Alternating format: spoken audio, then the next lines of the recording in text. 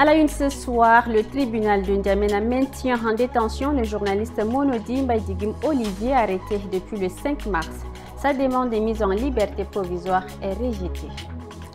Face à une entreprise à bout de souffle, le ministre des Télécommunications, Boukar Michel, sort du silence. Ce matin, il a débarqué au siège de Sotel Tchad avec une seule promesse, remettre cette structure stratégique sur les rails. Place aux actes.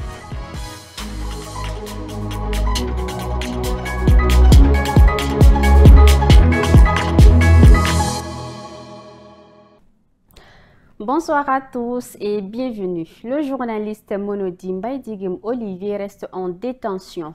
Le tribunal de N'Djamena a rejeté ce mercredi la demande de liberté provisoire introduite par ses avocats. Directeur de publication du journal Le Pays et correspondant de RFI, il a été arrêté depuis mars. Malgré un allègement des charges initiales, la procédure judiciaire suit son cours. Pas de liberté provisoire pour Monodi Mbaye-Digim Olivier. Le tribunal de N'Djamena a rejeté la demande de mise en liberté provisoire déposée par les avocats de Monodi Mbaye-Digim Olivier, journaliste et directeur de publication du journal Le Pays, également correspondant de RFI au Tchad. La décision a été rendue après examen des éléments du dossier. Les journalistes ainsi que ses co-accusés retournent en détention en attendant la suite de la procédure judiciaire. Arrêté le 5 mars dernier, Monodi Mbaye-Digim Olivier était initialement accusé d'intelligence avec une puissance étrangère avant que les charges ne soient partiellement requalifiées. Plusieurs organisations nationales et internationales continuent de réclamer sa libération. Le 9e substitut du procureur a requis 2 ans de prison ferme à l'encontre de Monodi Olivier et ses co-accusés. Le dossier est mis en délibéré pour le vendredi 4 juillet 2025. Ce matin, à N'Djamena, le ministre des Télécommunications, de l'économie numérique et de la digitalisation de l'administration, Boukar Michel, s'est rendu au siège du groupe Sotel Tchad. Il a pour objectif de relancer cette entreprise stratégique en identifiant des solutions concrètes aux difficultés actuelles. Nos reporters Nadjitolum Israël et Bonaventure Ralambay. C'est dans une atmosphère paix habituelle que le président du conseil d'administration de Sotel Tchad, entouré de ses collaborateurs, a accueilli le ministre. Autour de la table, des sujets majeurs. Le règlement des arriérés des salaires, estimé à plus de 20 millions de francs CFA, et la relance de la connectivité régionale avec en ligne de mire une interconnexion avec le Cameroun. Le personnel a salué la démarche du ministre tout en exposant les besoins d'urgence pour redresser le groupe. Donnez la Sotel sa lettre de noblesse et tout ce qui lui revient. Et tout ce que vous venez de dire là, vous êtes accompagné par vos DDG. Faites-les en deadline. D'ici 3 mois, on fait le tronçon tel. D'ici 5 mois, on fait tel. D'ici 8 mois, on fait tel. Si on n'arrive pas à faire là, même ces DG, dégagez-les et amenez ceux qui peuvent faire l'affaire. Face aux inquiétudes, le ministre a tenu à rassurer les employés. Des mesures seront prises pour améliorer la situation financière et organisationnelle du groupe. Tous ensemble, nous allons conjuguer nos efforts pour que les quelques points qui restent, qu'on puisse s'accorder ensemble. Qu'est-ce que Sotel doit faire pour le lancement de ce projet? Qu'est-ce que le ministère doit faire pour soutenir Sotel à lancer ce projet? On aura aussi des réunions en interne pour cadrer bien les choses afin que dans les jours à venir, dans les semaines à venir, qu'on puisse quand même atteindre nos objectifs. Mais Boukar Michel a aussi pointé du doigt un déséquilibre, l'absence totale des femmes au poste de responsabilité au sein de Sotel Tchad, un fait qu'il juge inacceptable. Un rendu d'Aimé Dolinassou. À présent, un tour d'horizon des temps forts de cette journée proposé par Attara Nedongarti. Le président du Conseil constitutionnel, Maître Jean-Bernard Padari, a reçu en audience ce mercredi 2 juillet 2025 l'envoyé spécial de la République française dans le Sahel, Christophe Guilou, et l'ambassadeur de la France au Tchad, Éric Girard. Les diplomates ont évoqué les relations bilatérales entre le Tchad et la France dans le contexte sahélien. Durant 2 jours, l'envoyé spécial de la République française pour le Sahel a rencontré les différentes autorités dans le cadre d'une visite amicale et d'intérêt commun. Le chef du département de la santé publique et de la prévention, Dr Abdelmadjid Abderrahim, a rencontré ce matin une délégation du Fonds mondial venue de Suisse et conduite par Ousseï Diallo, gestionnaire de portefeuille senior pour le compte du Tchad. La rencontre a vu la présence des cadres du dit ministère, les coordonnateurs des programmes appuyés par cette institution, les membres du bureau exécutif du HCNC et les partenaires techniques et financiers. L'appui multiforme du Fonds mondial a permis au Tchad de faire face aux 3 pathologies, notamment le paludisme, le VIH et la tuberculose. La gestionnaire de portefeuille senior pour le compte du Tchad auprès de Fonds mondial, Ousseï Diallo, a parlé de la mise en œuvre de la subvention budgétaire pour 3 ans qui commence de 2025 à 2027. Elle concerne tous les pays subventionnés par le Fonds mondial.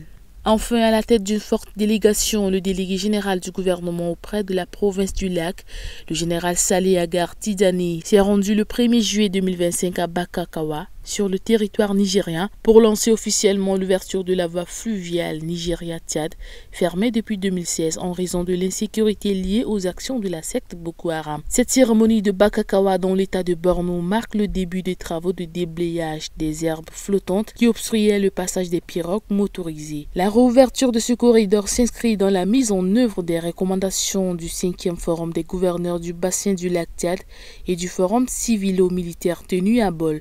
Le chef du canton de Bol, Youssouf Mbodou Mbami, et le commandant de la force mixte multinationale, le général Moutkout, ont rappelé que la fermeture de cette voie a restreint les déplacements et provoqué une insécurité alimentaire touchant près de 5 millions d'habitants du bassin.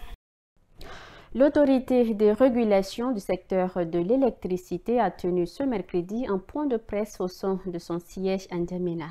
L'objectif est de faire le bilan de la situation du secteur électrique au Tchad et de présenter les prochaines actions pour garantir un service public de qualité. Je vous propose de suivre un extrait proposé par Mbomto Nardi Constant.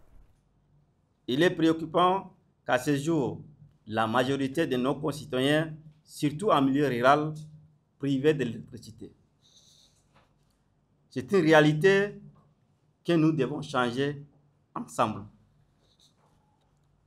L'ouverture du marché de l'électricité à la concurrence constitue une des solutions apportées par le gouvernement.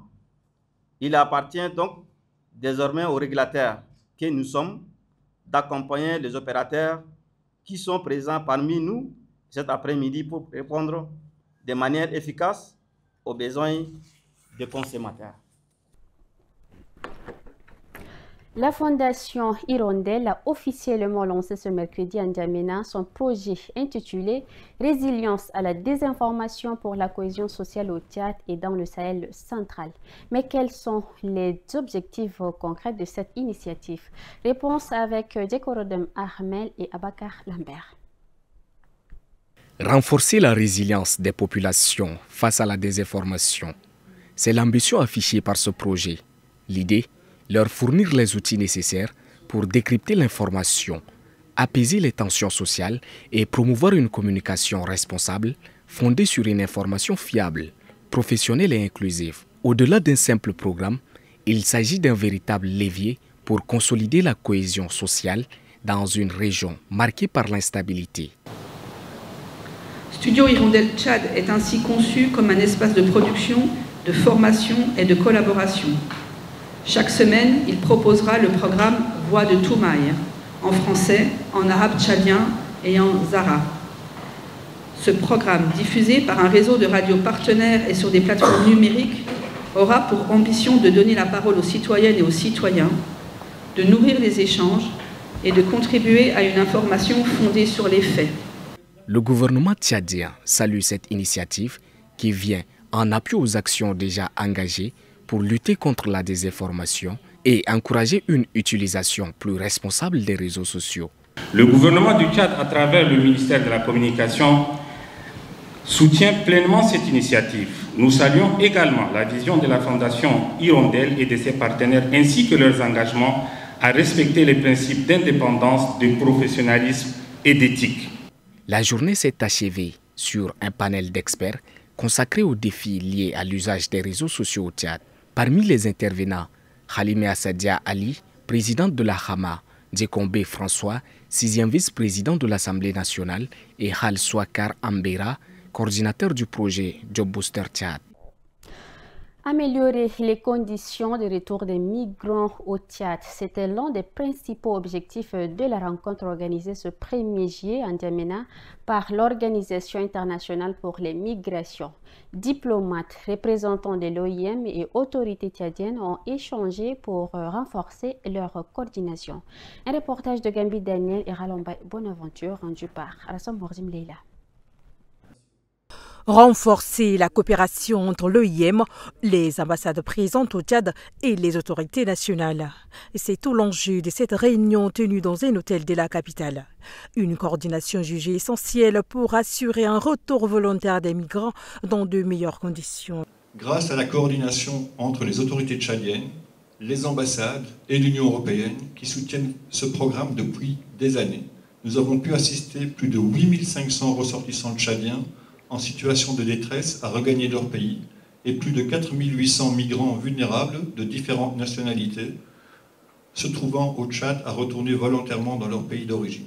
Il est important de noter que le Nigeria, le Mali, le Niger et le Burkina Faso sont les 4 premiers pays de destination des migrants assistés en provenance du Tchad.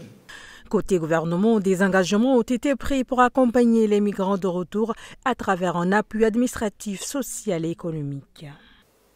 Mettre en place un cadre permanent de concertation réunissant l'OIM, les ambassades, les services techniques du ministère et les ONG afin d'assurer un suivi harmonisé des retours volontaires, d'éviter les doublons et de maximiser l'impact des interventions. Les enjeux sont détaillés. Chaque année, des milliers de personnes quittent leur pays à la recherche d'une vie meilleure, souvent au péril de leur vie. Et selon un rapport de l'OIM, plus de 32 000 migrants ont péri en Méditerranée depuis 2014. Face à ces drames, les acteurs multiplient les initiatives, mais les défis restent considérables.